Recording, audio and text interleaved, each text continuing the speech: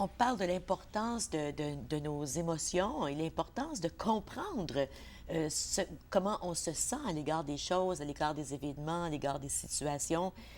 Et juste avant la pause, Abdourahmane commençait à nous parler d'une personne qui est jalouse, qui vit de la jalousie. Ben, c'est sûr que la jalousie, c'est une émotion, puis scientifiquement, c'est démontré aussi. Toutes ces émotions de peur, de haine, de colère, ça déverse dans notre corps des hormones ou je sais pas quoi, mais des choses qui sont nocives. Et aussi, c'est qu'on est malheureux. Alors, qu'est-ce que tu fais?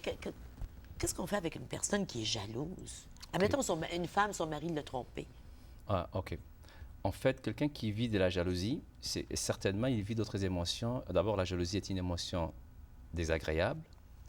Et certainement, quelqu'un qui vit de la jalousie, il vit aussi de la dévalorisation. Et la dévalorisation, c'est une des émotions la plus basse. Le fondement des émotions, en fait, c'est la dévalorisation. Plus tu te sens dévalorisé, ton valeur personnelle est moindre, selon ta perception, plus l'intensité de ta jalousie augmente. Alors, quelqu'un qui est jaloux, en fait, qu'est-ce qu'il pourrait faire? En fait, l'émotion opposée de la jalousie, c'est une émotion qu'on appelle l'acceptation. Donc, qu'il accepte que son épouse ou son mari l'a trompé. Mais pour y arriver à ces points, il faudrait d'abord que la personne fasse un travail personnel, que ça n'a rien à voir avec sa valeur personnelle. D'abord, que la personne, il faut qu'il ait confiance en lui-même, qu'il travaille avec la dévalorisation dans laquelle il vit, parce que souvent, après une relation de couple, quand quelqu'un il se sent menacé, parce que tout le temps, il a peur que son mari ou son épouse va le trahir. Alors cette personne, éternellement, il va tout le temps sous ses gardes. Il va jamais arriver cette autonomie dont on parlait tout à l'heure, émotionnelle, parce qu'il est tout le temps sous ses gardes, parce qu'il pense un jour que son mari va le tromper. Ça, c'est une autre idée irrationnelle. Irrationnelle. De penser qu'on a besoin d'un homme ou une femme, un conjoint, pour être heureux. Pour être heureux, exactement. Alors, exactement. Alors le jour que la personne il comprend que son bonheur ne dépend pas de l'autre, et que sa valeur personnelle ne dépend pas de quelqu'un d'autre non plus, à ce moment-là, il va accepter à y faire face à sa jalousie. Et il n'aura plus cette jalousie le jour qu'il va dire « Ok, je l'accepte qu'un jour, que mon conjoint ou ma conjointe me trompe. » Mais ça ne veut pas dire approuver. Non, pas du tout. Accepter, ça ne veut pas dire approuver. Accepter, ça veut dire que tu acceptes l'événement qui s'est passé. Mais ça ne veut pas dire que de l'approuver. Mais souvent... C'est quoi la différence entre accepter? J'accepte l'événement qui s'est produit, dans le sens que je ne voudrais pas retourner dans le passé et essayer de le changer, dans ce sens-là? Accepter, ça veut dire, OK, admettons, un être humain que tu aimes autant est décédé. Ton père, ta mère, ou... Alors la mort, des fois, on n'accepte pas. Malgré que mon père est décédé il y a 4 ans, ben, c'est possible que je vais encore vivre et que je n'ai pas fait encore mon deuil. Donc, accepter, ça veut dire que... Je voudrais qu'il soit encore ici. Voilà, exactement. Donc, dans la relation où il y a un qui a trompé l'autre, je voudrais qu'il ne m'ait pas trompé. Exactement. Ah, mais il l'a fait. En fait, voilà, ce que tu viens de faire, Ginette, c'est ce qu'on appelle dans l'approche motivationnelle, avec ce qu'on appelle les questionnements socratiques. Pour montrer que la personne a le droit de tromper parce qu'il l'a fait, c'est souvent, on dit, tout à l'heure je disais qu'une des choses qui augmente notre intensité de la colère, c'est l'idée qu'on entretienne. Pourquoi il l'a fait? Il ne peut pas faire ça. Il ne peut pas faire ça. Il ne peut pas faire. Donc l'interdire de le faire t'amène de ne jamais accepter. Mais le jour que tu te dis, ah non, il peut le faire parce qu'il a fait, puisqu'il a fait. Puisqu'il a fait. Donc c'est ce qu'on appelle les questionnements socratiques. Ouais. Puis moi, je me dis toujours, les gens ont le droit d'être comme ils sont. Ben oui. Qui suis-je pour dire à quelqu'un comment être, que ce soit mon mari ou mes enfants? Les gens ont le droit d'être comme ils sont. Mais on a un drôle de concept de la confiance en l'autre. Hein? Oui. Souvent, puis j'imagine que dans ton travail, tu dois le voir, souvent les gens vont dire « Ah, j'ai confiance en toi » ou « J'ai confiance en mon conjoint, j'ai confiance en mes enfants ». Mais dans le fond, ce qu'ils veulent dire, c'est « Je sais que tu vas faire ce que je veux que tu fasses ». Oui. Alors que la confiance, c'est pas ça. Non. La confiance, c'est que je sais que tu vas être fidèle à toi-même. Exactement. En fait, la confiance, exactement. La seule confiance, c'est en toi-même. Et des fois, l'être humain, il ne sait même pas comment il va réagir à un tel événement. Donc, souvent, j'entends, c'est vrai, je suis d'accord avec vous, j'entends souvent des gens qui disent ah, je n'ai pas confiance envers cette personne. Il a Ouais. toujours des doutes envers cette personne. Alors que je le disais souvent dans un groupe, il n'y a pas longtemps, je disais, mais que tu as confiance en lui ou pas, il ne va jamais te rassurer. En fait, c'est la même chose aussi dans une relation de couple. Il n'y a personne qui veut te garantir que ton mari ou ton épouse va un jour te trahir. Non. Alors, si tu dis aujourd'hui j'ai confiance en mon mari, il ne va jamais me trahir ou ainsi de suite, mais tu l'auras jamais ces choses-là. Mais si la personne, lui, a confiance en lui-même, que son mari ou que ce conjoint le trahisse ou Ou pas, non, pas, ça n'a pas si ça n'a pas d'importance. d'importance parce que ça ne va pas changer sa valeur personnelle. Mais si ça va changer sa valeur personnelle, c'est-à-dire qu'il vit de la dévalorisation, ben à ce moment-là, il va toujours s'inquiéter qu'un jour son mari ou son épouse le trahit parce que ça va diminuer sa valeur personnelle. Quand tu fais ta pratique, tu rencontres des gens, tu discutes, ça se passe comment? Qu'est-ce que tu fais avec les gens?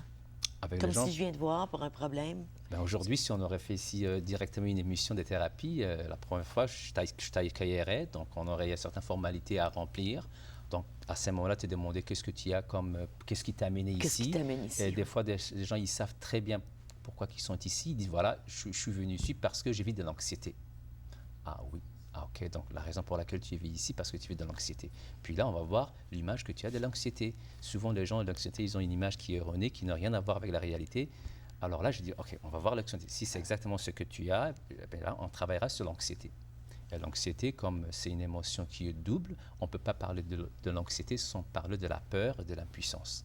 Ah oui. Oui, donc l'anxiété, c'est une émotion qui est double. Donc tu as besoin de deux émotions pour avoir de l'anxiété.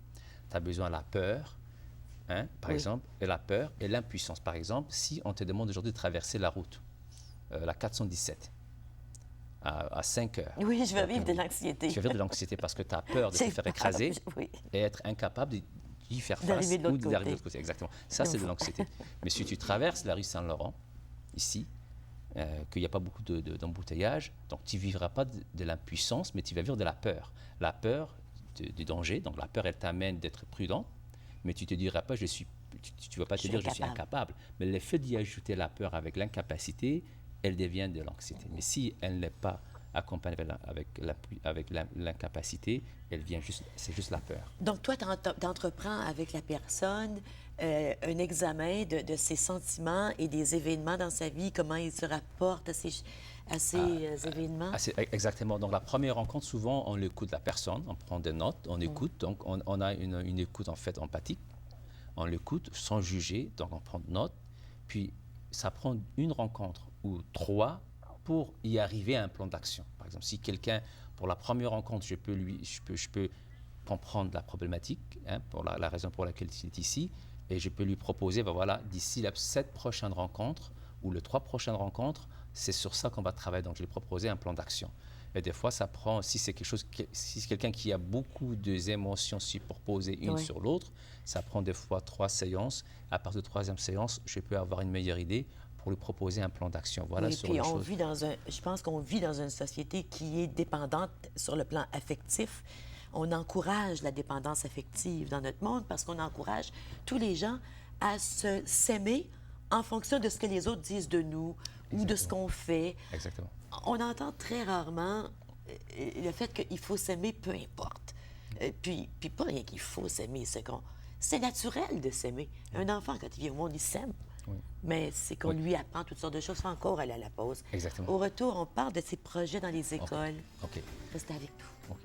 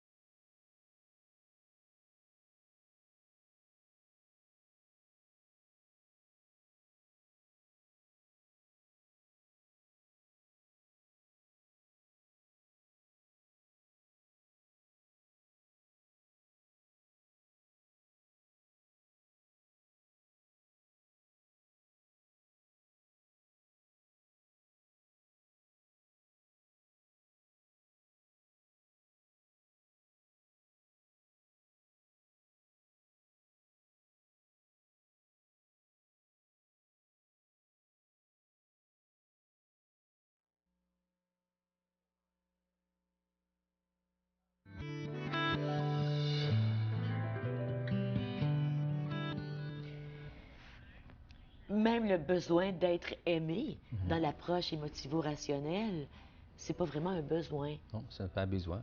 On n'a pas besoin d'être aimé. Non, oui, c'est vrai. Par C'est contre, vrai. l'amour, ça nous définit. Oui. Tout le monde, oui, l'amour, c'est quoi en fait? Lucien Auger avait écrit un livre sur ça, la question de l'amour. C'est quoi l'amour en quelque C'est sorte? quoi? Ben, l'amour, c'est une émotion d'abord agréable. Hein? Donc, aimer quelqu'un par ce qu'il, ça peut être par ce qu'il fait. Hein? Tu peux aimer l'art de quelqu'un, un artiste, Oui. ou ses écrits, donc l'amour, ou par ce qu'il est, parce il est quoi? C'est un être humain qui est honnête, juste, Oui. rigolo, ainsi de suite. Donc l'amour, on peut avoir de C'est quelque l'amour chose qui va envers vers l'extérieur. vers l'extérieur. Donc, exactement. Mais Et vers nous, soi-même aussi. et Comme vers- je oui, peux m'aimer. oui, tu peux, Je exactement. dois, Oui, mais je dois. oui, On ne devrait pas dire je dois, mais je devrais m'aimer. exactement, exactement. Alors, en fait, dans l'approche émotionnelle, en fait, si quelqu'un il dit je dois m'aimer, donc c'est une phrase irréaliste. Pour Oui. le ramener à la réalité, on reformule, on dit, peut-être, on pourrait reformuler en disant j'aurai avantage à m'aimer. Donc, utiliser à la Oui. place je dois, avantage ou désavantage. Donc, il serait avantageux pour moi de m'aimer parce que je suis tout le temps avec moi-même. Parce que je suis tout le temps avec moi-même, justement. Puis Bon. c'est difficile si je peux pas m'endurer, là. Exactement. Que la vie est longue. Exactement. La vie est très longue. Exactement. Il y a trois genres d'émotions. Tu disais tout à Ouais. l'heure, il y a des émotions négatives, Des émotions positives. comme, comme l'acceptation, L'amour, c'est une émotion l'amour. positive. L'acceptation, le joie, la sérénité. Il y a des émotions négatives telles que la colère, la haine, l'hostilité. Mais il y a des émotions aussi qui ne sont ni positives ni négatives. C'est ce qu'on appelle les émotions neutres. Par exemple, les désirs. Et souvent, le matin, chaque personne, quand il prend son bain ou à la toilette, c'est l'émotion du désir qui l'amène à la toilette. Ce n'est pas l'émotion agréable ni désagréable. Donc quelqu'un, quand il se lève de son lit, c'est une émotion qui l'enlève, hein, qui le fait lever de son lit pour aller à la toilette, faire ses besoins ou prendre sa douche. Donc c'est une émotion De qu'on désir appelle... de vouloir vivre? Non, le désir de prendre un bain, OK, le désir d'aller à la toilette, d'accord. Le désir de manger. de manger. Donc ce sont des émotions qui ne sont pas ni positives ni négatives.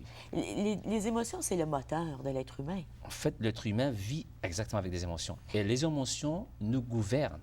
Alors, est-ce qu'on va se laisser gouverner par des émotions ou on les apprendra À être à d'abord, notre service. exactement, que nous-mêmes, nous soyons notre propre gouverneur, au lieu que les émotions nous amènent où est-ce qu'ils veulent. Puis les émotions et les pensées, c'est très relié. Parce que des fois, je me sens bien, tout à coup, j'ai une pensée. Tout à coup, on peut devenir angoissé à une Oui, pensée. exactement. On s'accroche à cette pensée, puis là, la pensée et l'émotion nous envahissent. Exactement. Donc exactement. Donc on s'accroche. Puis une fois qu'on s'accroche, à ce moment-là, l'intensité diffère selon les idées que tu as. Mais Ça comment peut on être fait plus. pour se décrocher? Pour se décrocher, par exemple, si quelqu'un a quelque chose, par exemple, bon, on pose la question, quelle est, dans une échelle, donc Albert Ellis avait fait cette échelle de 0 à 10. Par exemple, si tu vis aujourd'hui une émotion qui peut être la colère, admettons, tu vis de la colère, on te pose la question de 0 à 10, elle est où la colère, ta colère? Quelqu'un va dire, elle est à 8 ou à 10. Pourquoi? Parce que le autobus ne marche pas. Oui. Alors la cause de